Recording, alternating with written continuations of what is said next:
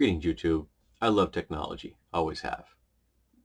And technology has helped us and it has replaced some careers and given us others. One of the things it's currently doing is it is phasing out people from certain jobs. And I don't necessarily like that because I understand that by losing those jobs, there are people out there who won't necessarily be able to afford to survive because we live in a capitalistic dystopia. One of the things I have to do, for example, every time I go to the Savers thrift store, and I go there once a week, is if I buy something there, I have to do a self-checkout. I have no option. They have eliminated checkout lines, which I don't like, because now you have one person in charge of 6 checkouts as opposed to one person, one checkout. So you have eliminated 5 jobs. Now, corporations love it because it's more efficient, but now I am doing the job that somebody else used for free, that someone else used to make a living off of.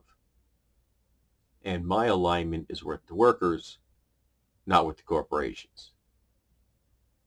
You are not paying me to be a cashier. Why am I having to be a cashier? But because I go to this thrift shop and I find useful things there, I have to interface with that piece of technology, even though I don't like it. And I understand that fast food restaurants are doing more and more of that. There's less and less interaction between people and more interfacing of people with the machines that get them the food.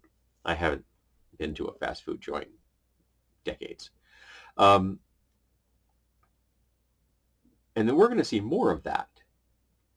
But there are some things which are going to be very difficult for us to replace people with when it comes to the production of items and services. I work in a factory, and a factory is an incredibly dynamic environment. And lots of people probably have a certain kind of a mental image of what a factory looks like. And lots of folks are going to have ones that aren't particularly realistic, because factories are not as efficient as you might think they are. They aren't as organized as you might think they are. They aren't as smoothly run as you might think they are. They aren't this finely tuned assembly line where things go in one door in the form of raw materials and they go out in the other door in the form of finished goods. It's not like that.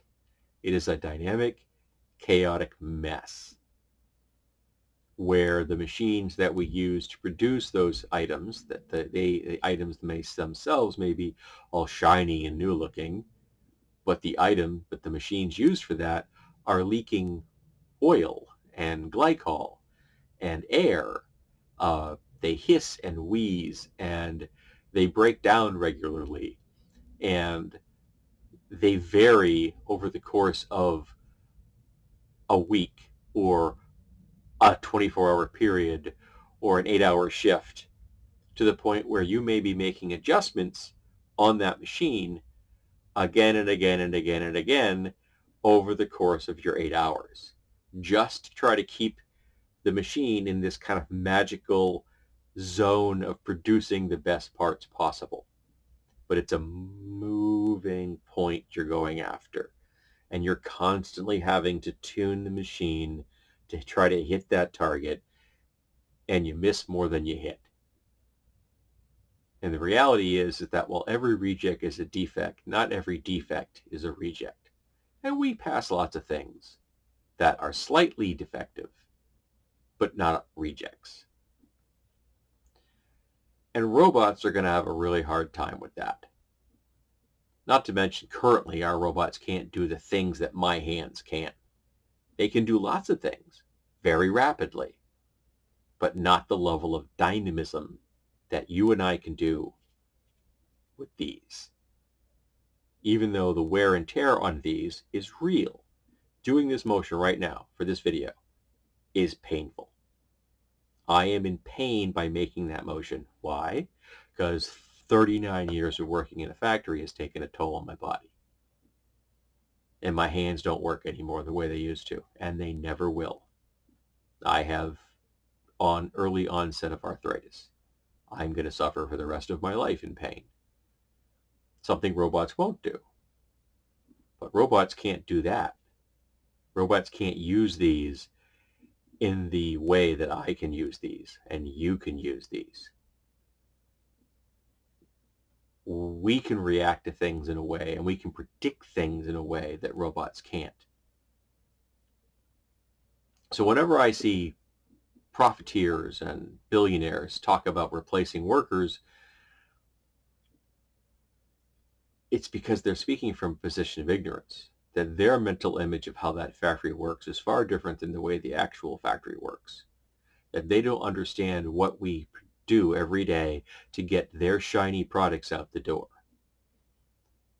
And that workers produce products and ship products not because of the management structure and the engineers that design these systems, but in spite of the management structure and the engineers that design these systems.